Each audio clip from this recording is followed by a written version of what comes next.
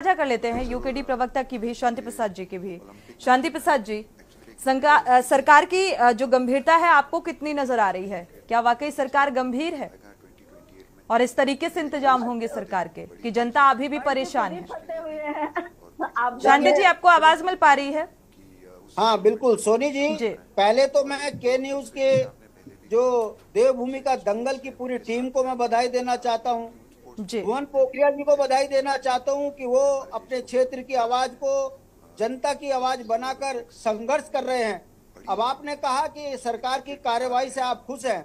मैं आपको बता दूं, मैं आपको बधाई इस बात के लिए दे रहा हूं कि जब उत्तराखंड में गर्मी होती है तो आप कैसे ग्रामीणों से लेकर आम जनमानस के हलक सूखते हैं, उस पर आप खबर दिखाते हो। जब यात्रा सीजन शुरू होती है तो कैसे तीर्थ यात्री तड़पते हैं, सड़कों पर जाम से परेशान होते हैं, ये भी आप शांति जी, यही उम्मीद तो हम सरकार से भी करते हैं कि सरकार भी शायद और विपक्ष भी अपनी जिम्मेदारी को समझे। देखिए, मैं वही बात कह रहा हूँ, सवाल इस बात का नहीं है कि हम विपक्ष के नेता हैं और हम सरकार का क्रिटिसाइज कर रहे हैं। हम ये कह रहे हैं कि हम वो दिन देखना चाहते हैं कि जब के न्यूज हो या अन्य चैनल हो, वो सरकार की कार्यप्रणाली को सड़कों पर सक्षम होते हुए दिखाएं और हम लोग सरकार को बधाई देते हुए दिखें। दुर्भाग्य यह है, इन 24 वर्षों में यदि आप उत्तराखंड की नदियों की सफाई देखें तो उसमें सरकार फेल हो जाती है। अगर हम देखें कि इन 24 वर्षों में सरकार ने स्लाइडिंग जोन को ठीक करा, उसमें सरकार विफल हो जाती है।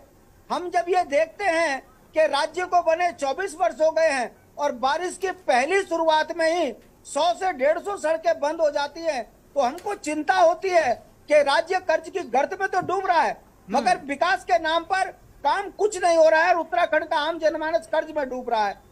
अस्थायी राजधानी देहरादून जो स्मार्ट सिटी है, उसकी सड़कों का में जो जाम लग रहा है, पानी भर रहा है, ये बताने के लिए काफी है कि भारतीय जनता पार्टी के नेता, विधायक, पार्षद तो स्मार्ट बन गए धन कमाकर, मगर आम जनमानस को उनके हाल पे छोड़ दिया और देहरादून नर्क की श्रेणी में आके खड़ा हो गया।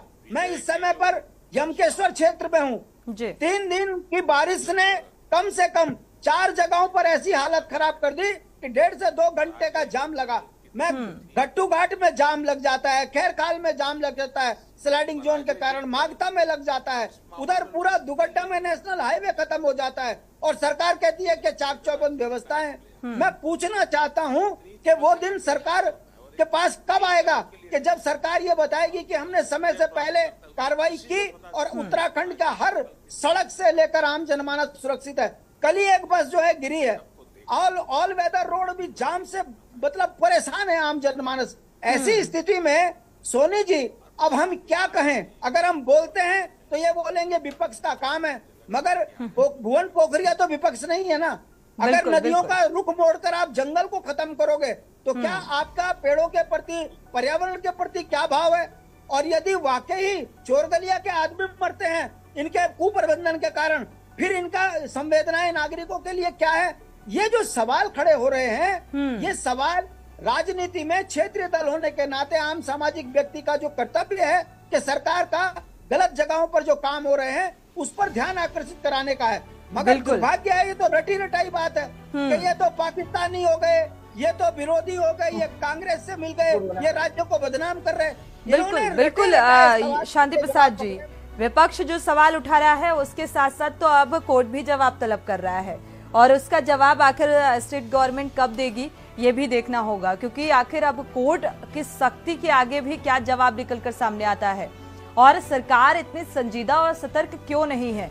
हमारे साथ वरिष्ठ पत्रकार भी जुड़े हुए हैं, कुलदीप राणा जी का रुख करेंगे। कुलदीप जी, आपने भुवन चंद्र जी पोखरिया की भी बात बखूबी सुनी, याचिका करता है जो पक्ष विपक्ष की भी बात सुनी, आरोप प्रत्यारोप भी आपने सुने, लेकिन इन सब के बीच सरकार की संजीदगी क्या है इस मौसम को लेकर, उत्तराखंड की भौगोलिक स्थिति को लेकर कितनी संजीदा सरकार है? और कोर्ट को सख्त होना पड़ रहा है, जवाब तलब करना पड़ रहा है और सरकार कह रही है हम जिम्मेदार हैं भाई, जिम्मेदारी से काम कर रहे हैं। ये जिम्मेदारी आपको नजर आ रही है क्या?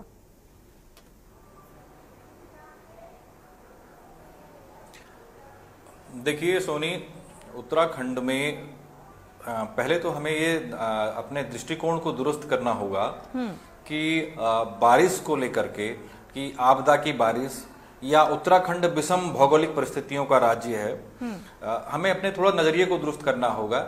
ये राज्य ऐसा ही है, ये हिमालयी क्षेत्र है। जब हम नहीं थे तब भी ये क्षेत्र ऐसा ही था, जब हम नहीं होंगे तब भी ये क्षेत्र ऐसा ही होगा। ठीक है, तो पहले तो प्रकृति पे हमें सवाल नहीं उठाना चाहिए।